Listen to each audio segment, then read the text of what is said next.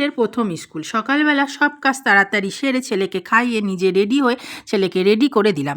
তোমরা হয়তো বলতে পারো, ছেলে প্রথম স্কুল যাচ্ছে, স্কুল ড্রেস না পরেই? আমার ছেলেকে আমি নার্সারিতে ভর্তি করেছি। ওদের এখনও ক্লাস শুরু হয়নি।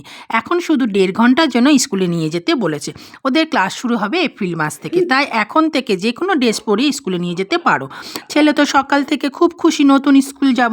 ওর টিফিন বাটি গুছিয়ে ব্যাগে ভরে দিলাম। তারপর ঠাকুর নমস্কার করে ঠাম্মিকে হাত জোর করে প্রণাম করে আনন্দ সহকারে স্কুলের পথে রওনা হলো।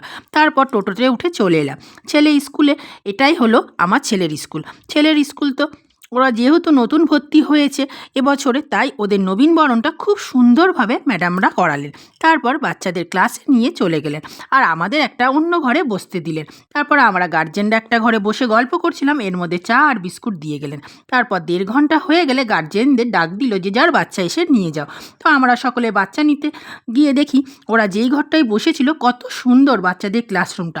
আমার তো খুব ভালো লেগেছে। তোমাদের কেমন লাগলো? আমার ছেলের জীবনের নতুন অধ্যায় একটা শুরু